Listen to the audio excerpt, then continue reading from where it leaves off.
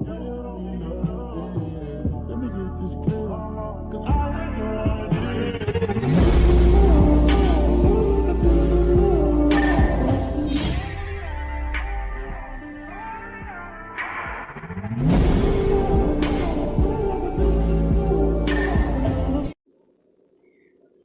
guys, our Scorpion here, back on my Creepypasta. This is chapter 27.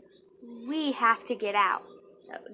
No, I'm just making up words now. Have to get out, Not we. So, we only got 3 more videos until this story is over.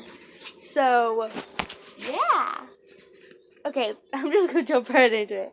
You were still shocked from what just happened, but you still ran. You ran as fast as you could.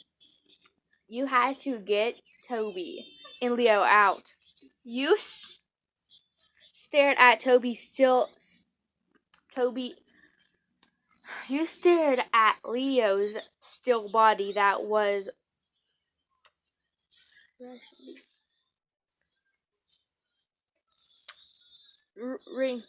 resting in Toby's arms.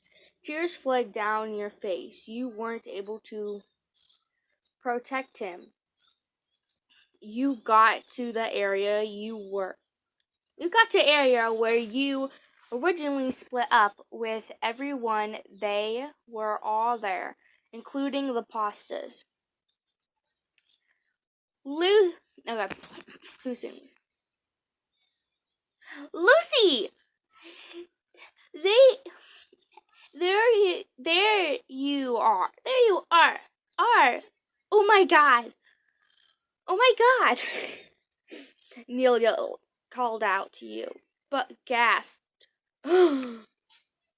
when she saw Leo. Everyone stared in shock. Luke broke the silence. Is that... You cut him off. Yes. That's when you broke down in sobs. Toby stared at you, worry in his eyes. Ben pushed through the crowd that had gathered around you. Toby and Leo. He didn't say anything. He just touched Leo's face as bloody tears ran down his cheeks. No, that's still sad that Leo died. I just woke up, so that's why I'm a little mushy brain or whatever. After all the time I've spent with him, okay. After all the time I've spent with him, Ben said softly and slowly, I began to think of him as one of my best friends, then even as a brother. Oh God, my. Slindy suddenly appeared in between you and Toby. He looked at Leo from Toby. He took Leo from Toby and said, Stop it, Train. I will take him back to the camp. All you just need to focus on getting out. After that, a bunch of strange noises, he disappeared. After Slindy left and Leo was out of his arms, Toby rushed over to you and wrapped his arms around you, crying. You leaned into him and cried into his chest. Maxie came up and tapped Toby on the shoulder. I'm sorry, but we need to go. It was very extremely hard to get out of the prison. Bosses didn't have their weapons, so they could only fist fight. Everyone was practically hiding behind the wall, wondering how you were going to get through the armed of masked white white masked men that stood right in front of the exit. Masky pinched his head, peeked his head out, however so slightly, out from behind the wall to see exactly what everyone else was up against. Before someone could spot him, he pulled his hand back behind the wall. There's too many of them, Masky said. Okay, who's talking? Who's talking? I'm just gonna say it. They all have their electric sticks too. It's going to be extremely difficult to get past them. Everyone have any idea? Hoodie poked Masky's shoulder. Masky looked at him. What is it, Brian?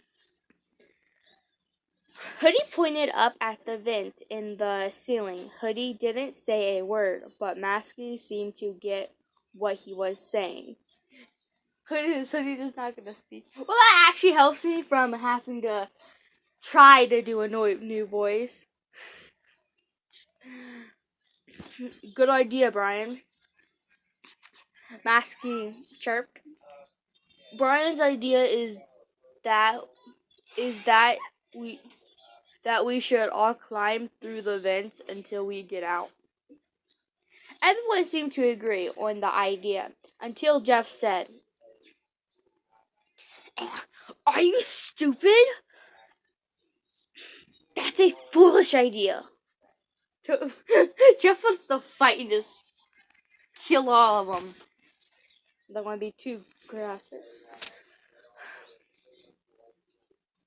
Hoodie shrunk back in shame while Masky patted his back. Okay.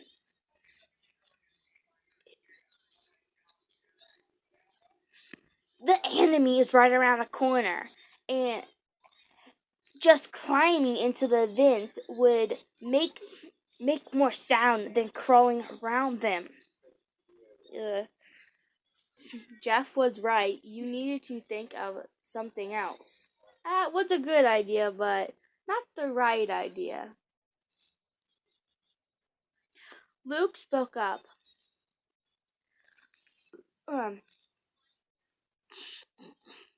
Why can't Slindy just teleport us all out like he just did with Leo? Massey sighed. That does seem smart.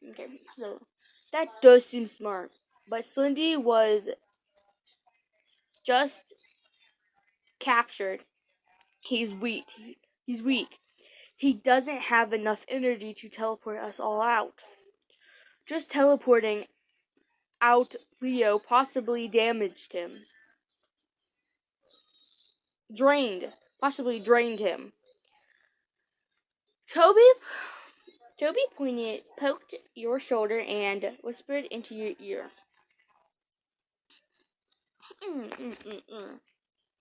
I'll pass this out of... Fuck, I can't even speak. Okay.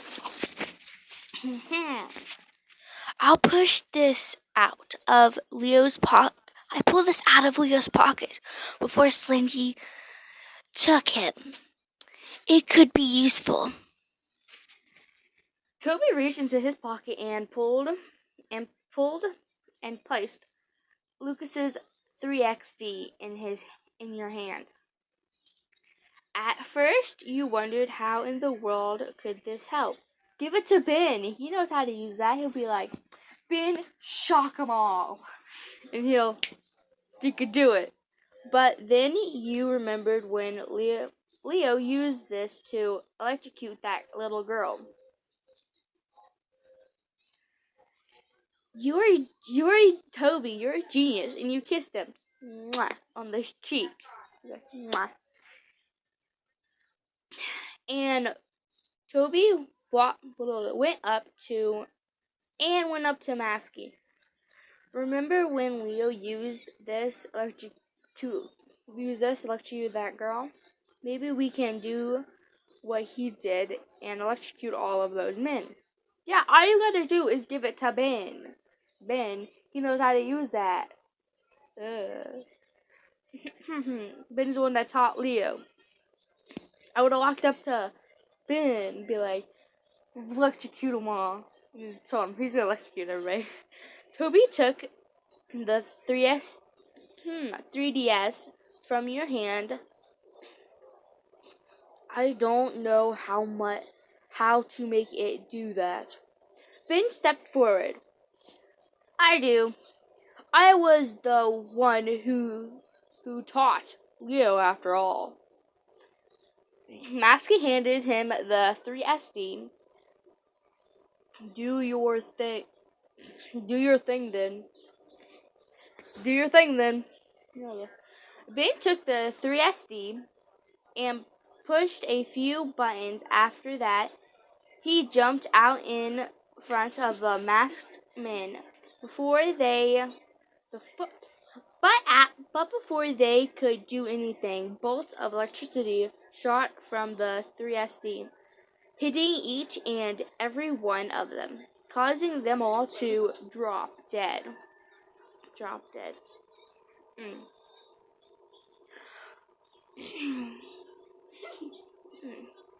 Come on! Come on! Move! Ben shouted to everyone. Motioning them to get going. Toby grabbed your hand and everyone took off running to the door, out the exit door. There were still some men waiting for you outside, but Ben took care of them, running past the infronting of area. Adam ran to the bus and pushed and opened the doors. Peeled the doors. Everyone, get on! Adam yelled. And for once, no one questioned his idea. What's the word? Question like, yeah, that's a good idea. Everyone was halfway on the bus when more masked men came running. Ben, who was already on the bus, opened one of the windows and began to shock out more electricity through Leo's 3SD. Soon everyone was on the bus, and Adam was about to drive off, but before he could close the door, culprit appeared and stopped him. Culprit? Yeah, why is she back? She don't need to be back. Culprit appeared and stopped him. Wait, she grabbed from running all the way here. I need to apologize. I didn't mean for all of this to happen. Adam glared at her before taking out his knife and throwing it straight into her stomach. The girl gasped in pain and Adam said,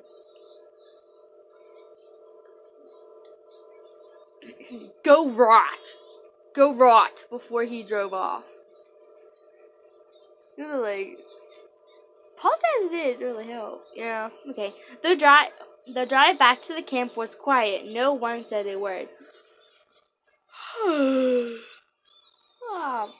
Toby, Hoodie, and Masky.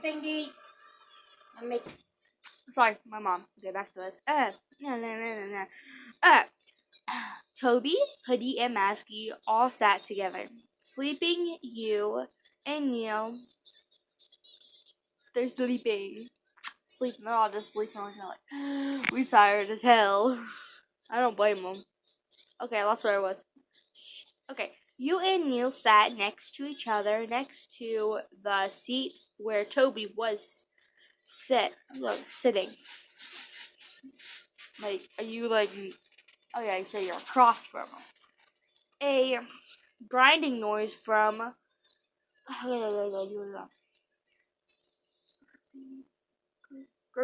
a gurgling noise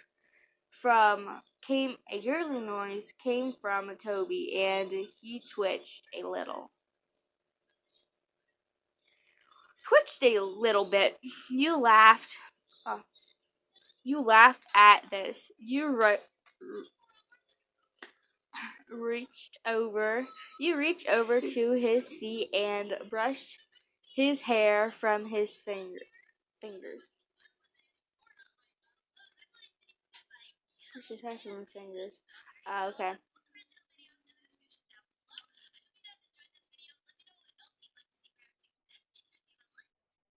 Oh, brushed his hair with your fingers. I'm not reading. I'm just making stuff up now. Neil tapped your shoulder. Lucy?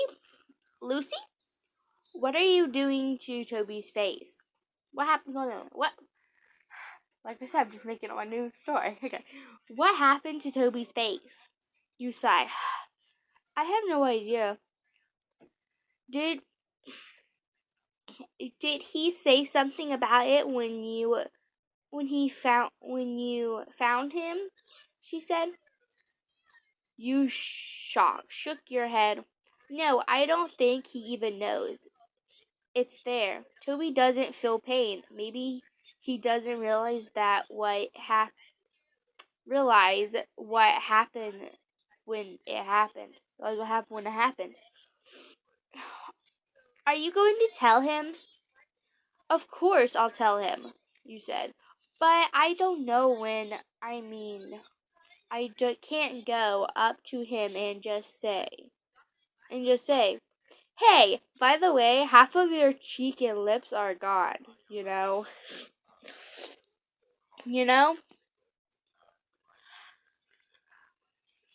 Toby nodded in. No. Neil nodded in agreement. True, but I'm sure you'll find the moment. Yeah, like once you get back into the cabin and stuff, or you're settled in if you're not moving somewhere. Probably are, so because they know where you live. Stay at I would say like once you get settled back down, it's not like you're moving. Never mind. Like tell him, hey, by the way, you're just like, hey, I did tell you this earlier, but half of your cheek is gone. We need to clean it, you know? What if someone else tells him before I do? You asked. I doubt it. No one has done it already. But though feel the same way. But no. But I bet they feel the same way you are.